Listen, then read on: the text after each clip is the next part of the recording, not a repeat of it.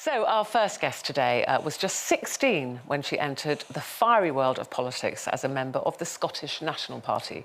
By 21, she was the youngest candidate in a local election. And after 8 years as Scotland's First Minister, Nicola Sturgeon dramatically quit her role a few weeks ago. Well, the drama continued this weekend as her husband, Chief Executive of the SNP, Peter Morrell, also quit his role.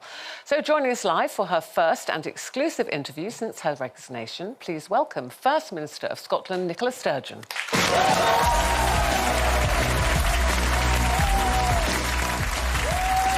Hello. I'm mortified, by the way. You're mortified?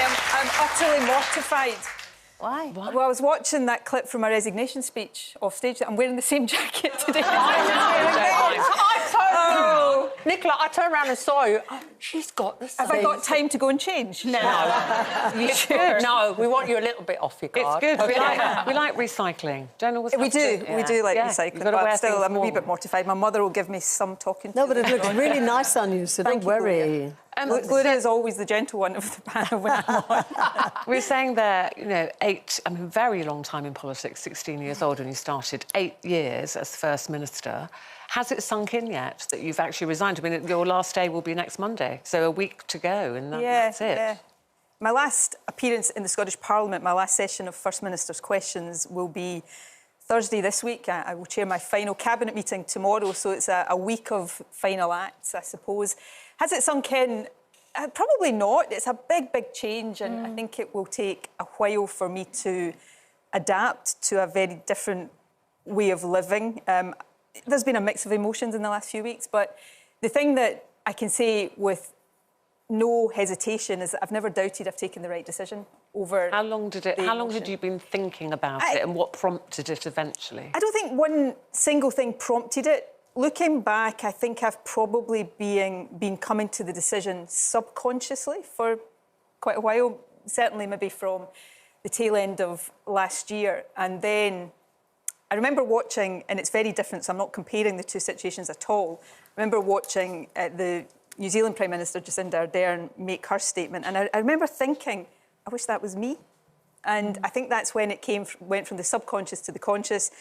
I then realised it was the right time for me. But then you go through that process of, am I letting other people down? Is it wrong for my party or the country? And it took me a bit longer to decide, actually, I think it's the right time for everybody. There is such a thing as being in frontline leadership politics for too long. And in a democracy, country democracy, change is a good thing. And it can be difficult, as my party is finding out just now, it can be very difficult. Well, you say that, Nicola. I was just giving you the intro there. Well, you couldn't have made it better. I mean, this last weekend, the interim president of your party said, I think yesterday, the party's in a tremendous mess. His actual words are, things have gone spectacularly wrong in recent weeks. I think one of the things that's gone wrong has been the kind of the furore surrounding the number of people who are actually in your party. And the reason why your husband has stepped aside is because of this row about the missing 30,000 members. Now, without going into all the ins and outs of it, and your media communications boss had already stepped down over the weekend. So what I want to ask you is, when you made that very emotional speech, did you think this is how it would pan out? It's like starting to make an omelette and it's all gone a bit wrong.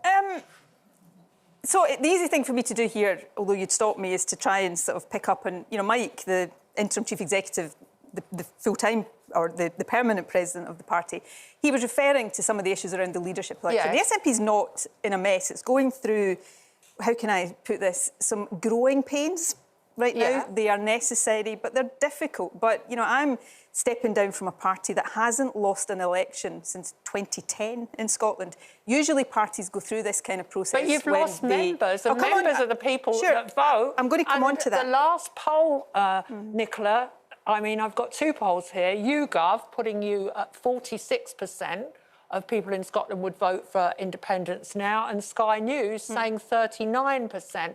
Well, that's not exactly a mandate for the thing that is closest to your heart, which is Scottish independence. Sure. Now, I was going to come on to that because, as you know, I never dodge a question. But what I was trying to say there is that usually parties go through a process like this when they've been kicked out by the voters. That's not the position the SNP is in. My party rather, has won 8 elections in my 8 years as leader. So we're actually in quite a strong position. But I wouldn't be standing down if I didn't think this was the right time for some change, renewal, refresh. And I think the trick for my party is to do that while not throwing the baby out with the bathwater and not losing the things that have made us so successful. The membership, yes, we've gone down from a very, very high point of membership, but we are still... Well, 30,000 down from 100,000 is a third. No, true. But the point I'm going on to make is perspective is important in these things. We don't know this for sure because other parties in Scotland don't tell us what their membership figures are. But on the most recent assessments, even with that decline, the SNP has more members in Scotland than all of the other parties combined. We are the only mass membership party in the country. So I'm not sitting here saying the process we're going through right now is easy. It's not, and that's an understatement. But wasn't it? We've got to put it in perspective. But wasn't it the fact that the media chief, he stood aside because he said he was told to say, this is rubbish, we haven't lost 30,000 members, and that's why your husband has had to I should say my husband has been chief executive of the SNP for longer than I've been leader. He was going to step down to give a new leader the chance to have a new chief executive and has decided to take responsibility for that situation now, and I think rightly.